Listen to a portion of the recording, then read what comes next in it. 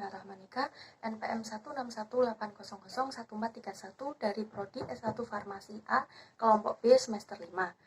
Di video kali ini saya akan mereview jurnal dari Zanko J yang dipublikasi tahun 2009 dengan judul Formulasi Econazole Nitrat sebagai sediaan salep mata. Video ini dibuat untuk memenuhi tugas responsi mata kuliah praktikum FTS steril. Menurut Farmakope Indonesia edisi 4, sediaan salep mata adalah salep steril untuk pengobatan mata dengan menggunakan basis salep atau dasar yang cocok. Salep mata memiliki beberapa keunggulan, seperti bioavailabilitas yang besar, onset dan waktu puncak yang lebih lama, serta waktu kontaknya lebih lama sehingga jumlah absorpsi obatnya lebih banyak. Kemudian terdapat juga kerugian dari sediaan ini, yaitu dapat mengganggu penglihatan, serta bekerja pada kelopak mata, kelenjar spasea, konjungtiva, serta iris. Tujuan dari penelitian ini adalah untuk mengamati, membandingkan, serta menentukan formula salep mata Econazole Nitrat manakah yang lebih efektif serta stabil. Penelitian ini dilakukan karena semakin banyaknya penyakit mata yang menyerang manusia, salah satunya yaitu keratomikosis atau suatu infeksi pada kornea mata yang disebabkan oleh jamur Candida. Untuk itu, diperlukan pengobatan menggunakan anti jamur, seperti dengan Econazole Nitrat atau EN. Kemudian sediaan ini dibuat menjadi sediaan salep mata, karena salep mata diberikan langsung pada tempat infeksi.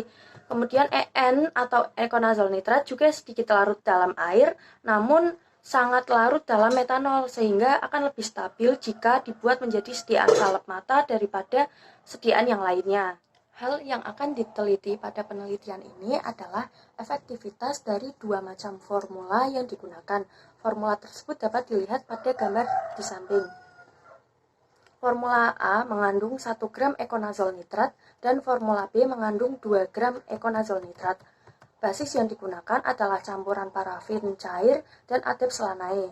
Parafin juga digunakan sebagai emolien.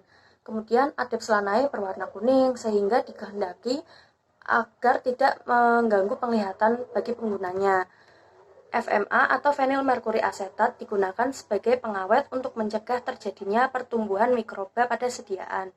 Alat, wadah, serta bahan yang akan digunakan harus disterilkan terlebih dahulu karena sediaan akan bersentuhan langsung dengan cairan mata.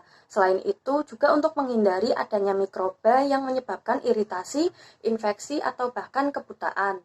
Untuk pembuatan sediaan, EN harus digiling menjadi partikel mikrofine untuk mempercepat proses absorpsi.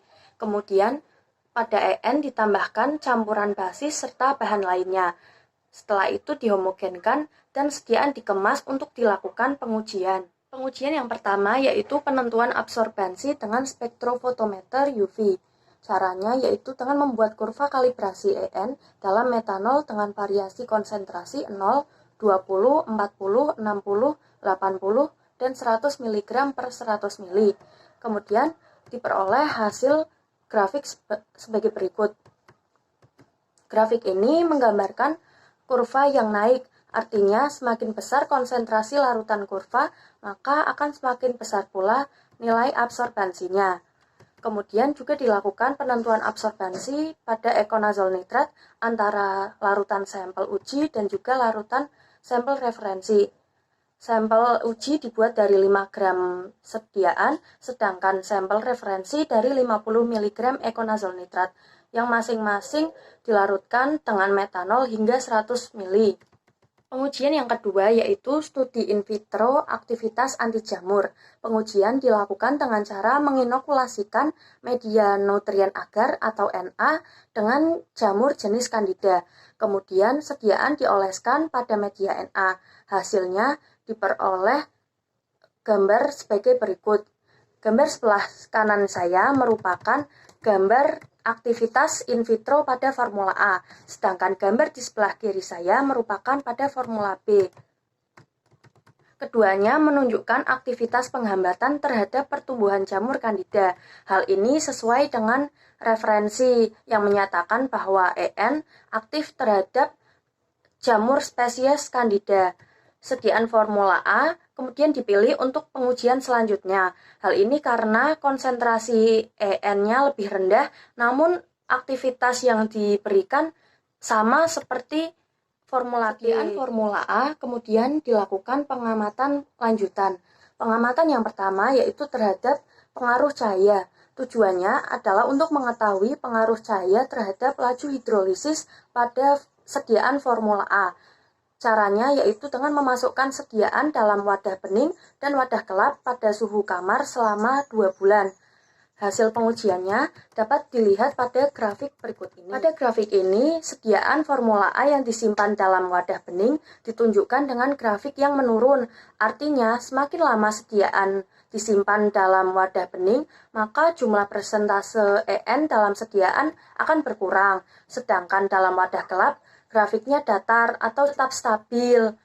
Hal ini karena EN harus disimpan dalam wadah tertutup baik dan juga terlindung dari cahaya. Karena adanya paparan cahaya ini dapat menyebabkan zat menjadi terhidrolisis atau terurai. Kemudian struktur kimianya juga akan rusak dan jumlah zat aktifnya menjadi berkurang. Pengamatan yang kedua yaitu terhadap pengaruh wadah sediaan. Sediaan formula A kemudian disimpan dalam wadah yang berbeda yaitu wadah logam dan juga wadah berbahan plastik selama 120 hari. Hasil pengamatannya ditunjukkan pada tabel berikut ini.